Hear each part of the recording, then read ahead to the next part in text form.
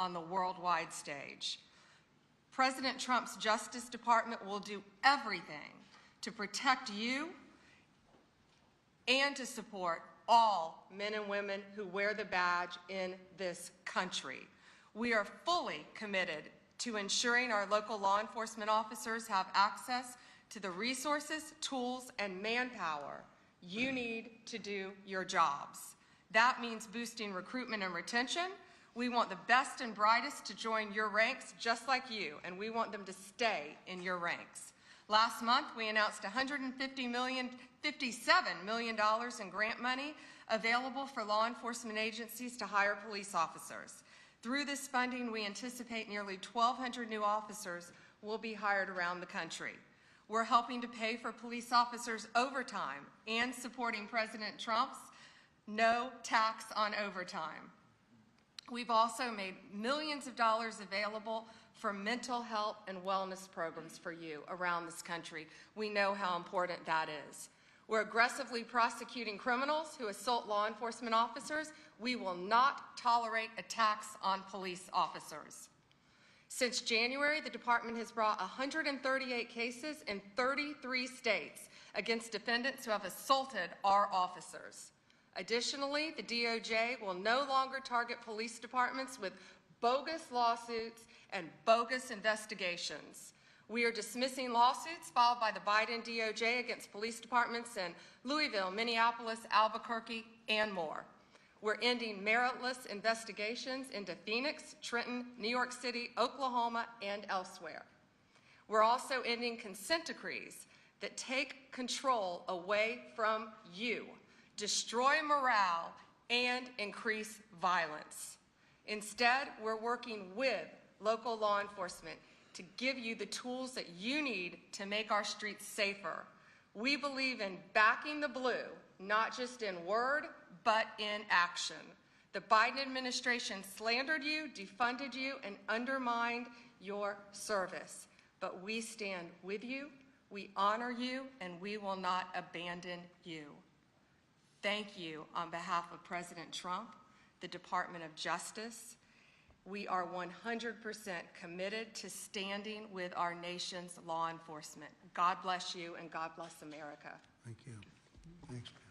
Mr. President, first, thank you. Thank you for not only your support for law enforcement as the 45th president, but also your support as the 47th president and all the years in between. You've always been a steadfast supporter of the Fraternal Order of Police and law enforcement across this country. I want you to know on behalf of our nearly 400,000 members, we appreciate all that you do for us. With us today is the members of our executive board. We also have members of FOP unions in major cities across this country, which have some very serious problems that we're working with, and we appreciate the opportunity to share with you some of our views and work together on this. You know, you made a promise to us, and I want to start by saying this. You made a promise that you were going to address overtime, tax on overtime, and that was a promise made in a new big bill. One big new bill is certainly making good on that promise. We thank you for that. You know, law enforcement officers, we find ourselves in a very difficult position where we're having a serious problem with recruiting retention, as you pointed out. The problem is the people who are working right now are working so many hours and they're forced to work overtime, and now they have the tax liabilities that are associated with being pushed into different tax brackets because of being forced to work. Not only that, they're not getting to keep the money they earn. So you, in a recruiting and retention standpoint, you show appreciation for what we do, recognize what we do in the community, and I want you to know that we're proud to support the bill. This is something that needs to be happening, a promise that you made, and we appreciate you carrying through with it and know that we're a partner in it. You also made a number of other promises to us and promises made that we appreciate. And I want to start with one of our first people I'd like to recognize. You promised, and here we're on our nation's capital, revitalizing the city and making it safe again. And no one knows that better than the person who lives it every day and leads the officers in the Metropolitan Police Department and our labor union, and Greg Pemberton. And I'll ask Greg to say a few words. Thank you, Pat, and thank you, Mr. President, for having us. My name is Greg Pemberton. I represent 3,000 police officers that work here for the Metropolitan Police Department in Washington, D.C. The crisis that we're facing, which frankly is more of a calamity, is a staffing crisis. We are authorized to have 4,000 sworn police officers here in the nation's capital. Unfortunately, as of today, we only have 3,190. over 800 vacancies that we have here for this Metropolitan Police Department. And the worst part is that over the past 5 years, we've had a net loss of 600 police officers who've just left this agency in a mass exodus. And the reason for that is that our city council here in the District of Columbia has passed layers and layers and layers of legislation that prohibits our officers from being able to do their job. It exposes our members to administrative, civil, and even criminal liability, even when they go out and do their job properly. It has also stripped our members of their labor protections to fight off these frivolous complaints and these erroneous allegations of misconduct. It all makes for an environment that is almost impossible to keep these staffing levels what they need to be. Frankly, Mr. President, I think the nation's capital, the District of Columbia, is not just a city of 700,000 residents. This is the nation's capital, and it belongs to everybody. It belongs to every American. It should be a safe city. It should be a pinnacle of American society. It should represent the freedom and democracy that we all cherish so much. And anybody should be free to come here and experience that and see what it is that we are here in this country. And the sanctity and safety of the District of Columbia shouldn't be left in the hands of a city council that subscribes to these radical ideologies that we all know are failed, and that we have the empirical data that it doesn't work. It only increases crime and makes cities more dangerous. I want to thank you for creating the Make DC Safe and Beautiful task force. I've met with Orville Green. I find him to be phenomenally qualified to help us out of this mess. I also want to thank you for the appointment of Janine Pirro for the USAO position of DC. I met with her recently, and I found her plan to solve and tackle a number of these problems very promising, very optimistic. So the 3,000 police officers stand at the ready, Mr. President, to help you make DC great again, and hopefully we can solve some of these problems and fix crime here in the nation's capital.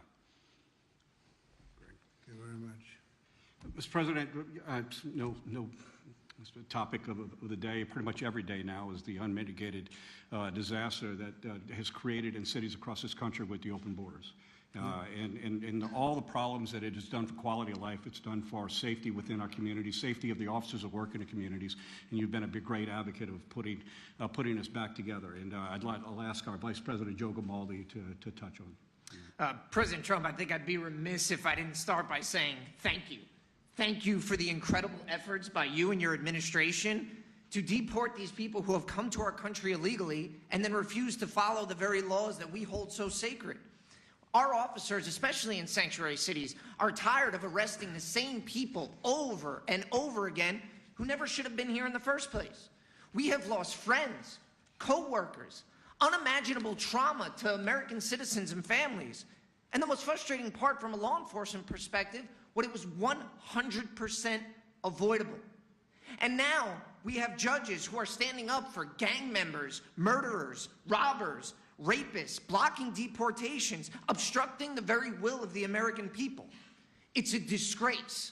And if they had a shred of integrity, which I assume they don't, they would resign in shame for what they're doing right now. But I would just ask that you continue to work with us, continue to support with us so that we can partner with all of our great federal agencies out there, continue to carry out this mission. And again, thank you for securing the border. And once again, making our country one of law and order. Thank you very much. Very nice. Yes. Yes. We're going to have a little discussion now, very private.